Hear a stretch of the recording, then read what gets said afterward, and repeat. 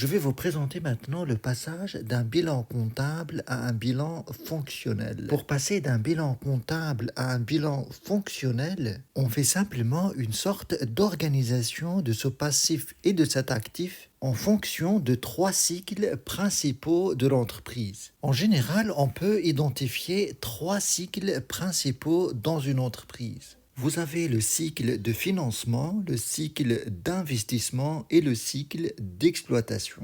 Et donc, sur base de ces trois cycles, on va réorganiser le bilan comptable d'une manière à faire apparaître ces trois cycles. Le cycle de financement est lié à toutes les ressources financières destinées à financer le cycle d'investissement de l'entreprise. Donc, dans ce bilan fonctionnel, on va placer d'abord toutes les ressources financières de long terme destinées à financer l'investissement de l'entreprise et ces ressources, on les appelle ressources stables. Donc là, le financement est lié à ces ressources stables et le cycle d'investissement est lié à ce qu'on appelle des emplois stables. Et ce cycle représente l'investissement de long terme. Et puis, ce qui reste, c'est le cycle d'exploitation. Et ce cycle d'exploitation est lié à tout ce qui est actif circulant et au passif circulant. Donc, vous avez ces trois cycles qui vont être représentés dans ce bilan fonctionnel pour analyser est-ce que l'entreprise présente un équilibre financier ou pas. Et pour faire ce classement à partir d'un bilan comptable, il y a déjà un élément qui simplifie sa tâche, c'est que dans le plan comptable, on classe les comptes du passif en fonction de la durée de remboursement des dettes. Donc, les ressources stables se trouvent déjà dans les premières classes de ce passif. Et pareil pour l'actif, on classe les comptes en fonction de la liquidité de ces actifs, c'est-à-dire que ce qui reste dans l'entreprise pour une longue durée, on le trouve déjà dans les premières classes de l'actif. Et cela simplifie énormément la tâche de trouver les ressources stables et les emplois stables à mettre dans le bilan fonctionnel. Et tout ce qui n'est pas ressources stables et emplois stables fait partie de l'autre cycle, à savoir le cycle d'exploitation. Mais en même temps, dans certains cas, il y a des retraitements à faire et des reclassements à faire pour passer de ce bilan comptable à ce bilan fonctionnel. Alors, pour effectuer ces différentes modifications, on peut utiliser des tableaux comme celui-là, par exemple, pour apporter les différentes modifications sur le bilan comptable afin d'arriver à un bilan soit financier ou fonctionnel. Je vais utiliser ce tableau plus tard, mais pour le moment, j'aimerais bien vous présenter d'abord la logique globale de ce bilan fonctionnel. Dans ce bilan, vous avez d'abord les ressources stables qui doivent financer en premier lieu tout ce qui est emploi stable. Et l'une des premières choses qu'on doit vérifier, c'est que ces ressources stables sont supérieures à ces emplois stables. Et cette différence qu'il y a entre ces ressources stables et emplois stables, ça donne ce qu'on appelle le fonds de roulement. Et ce fonds de roulement, c'est de l'argent qui va servir à financer le cycle d'exploitation de l'entreprise, qui peut être financé aussi par une partie des dettes à court terme. Mais ces dettes à court terme sont des dettes qui sont instables, c'est-à-dire que l'entreprise doit les payer à n'importe quel moment à court terme, comme par exemple une facture d'un fournisseur, une dette envers l'État, etc. C'est pour ça que dans un bilan fonctionnel, pour être en équilibre, il faut assurer un fonds de roulement positif pour faire face à ce cycle d'exploitation. Dans ce cycle d'exploitation, on peut distinguer entre deux choses essentielles qui sont l'actif circulant hors trésorerie et la trésorerie de l'entreprise. Et donc, si vous faites l'actif circulant hors trésorerie moins les dettes de l'entreprise à court terme, on arrive à un autre indicateur qui est le BFR, le besoin en fonds de roulement, c'est-à-dire en d'autres termes, le besoin de l'entreprise de cet argent-là qui excède de ses ressources stables une fois l'actif immobilisé et financé. Et donc cet argent-là va servir à financer ce qui reste à financer de l'actif circulant. Pour avoir plus d'explications par rapport à ces indicateurs, vous pouvez vous référer au premier cours de l'analyse financière sur cette chaîne. Ce que j'aimerais bien aborder là maintenant, c'est les différentes modifications qu'on peut apporter sur un bilan pour arriver à un bilan fonctionnel. En partant bien sûr d'un bilan comptable. Bien, pour cela, on va prendre un exemple pratique pour bien comprendre les différents cas et la logique derrière ces modifications.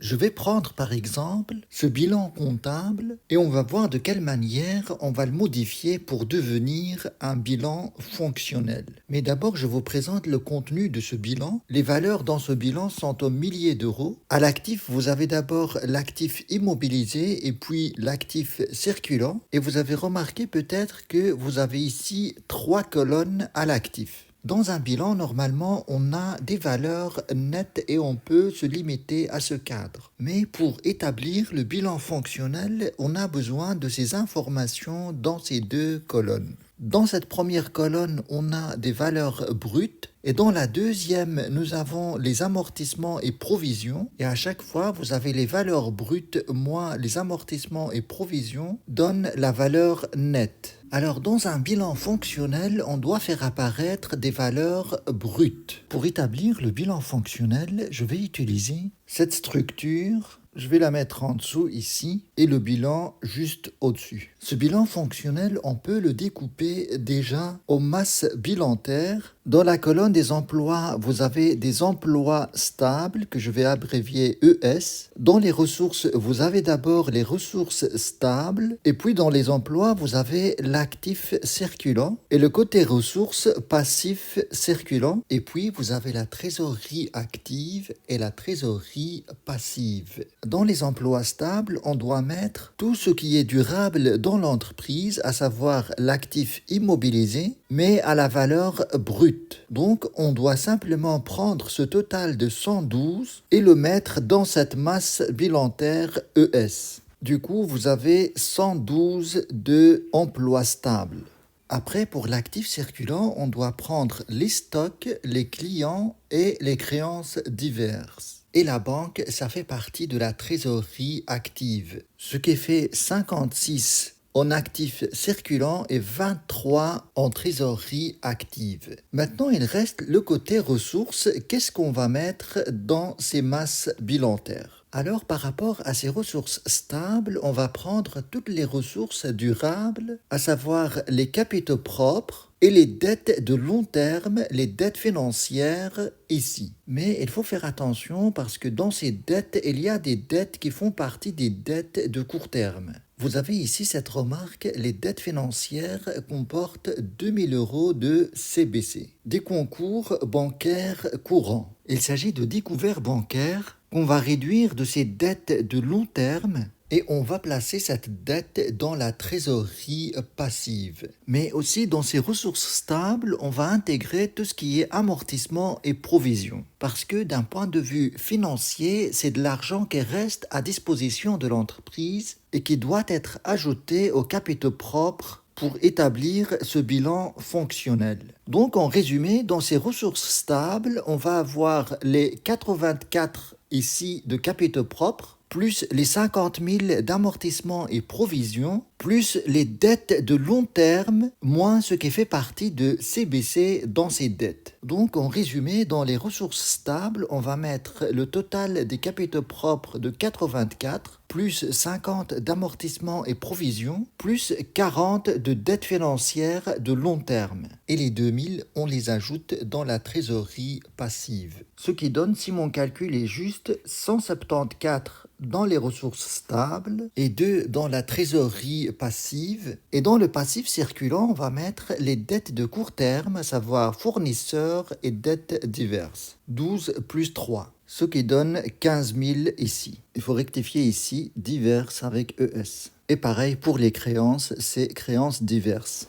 Voilà. Et maintenant, ce qui reste à faire avec ce bilan fonctionnel, c'est d'analyser la situation financière de cette entreprise en calculant les différents indicateurs comme le fonds de roulement, le BFR et la trésorerie nette. Le FR, ça se calcule par la différence entre les ressources stables et les emplois stables. 174 moins 112, ce qui donne 62 000 euros. Et le BFR, on peut le calculer par la différence entre l'actif circulant et le passif circulant. 56 moins 15, ça donne 41 000. Et finalement, la trésorerie nette, on peut l'obtenir de deux manières, soit en faisant la trésorerie active moins la trésorerie passive, ce qui donne 21 000. Les valeurs sont en milliers d'euros. Mais on peut calculer aussi cette trésorerie nette par la différence entre le FR et le BFR, c'est-à-dire 62 moins 41, ce qui donne la même chose, 21. Et d'après ces résultats, l'entreprise se porte bien financièrement. Mais ce qui m'intéresse ici, ce n'est pas d'analyser la situation financière, mais simplement de vous montrer les différentes modifications qu'on peut apporter sur un bilan comptable pour établir un bilan financier. Et dans ce cas précis, j'ai abordé deux modifications importantes. Vous avez le traitement des amortissements et provisions qui s'ajoutent aux capitaux propres pour établir le bilan fonctionnel. Et la deuxième modification, c'est de déplacer les dettes de court terme de ces dettes de long terme. Alors, pour la suite de ces cours, je vais aborder d'autres situations ou bien d'autres retraitements que je vous présenterai dans ce tableau, tout en précisant la logique derrière chaque modification.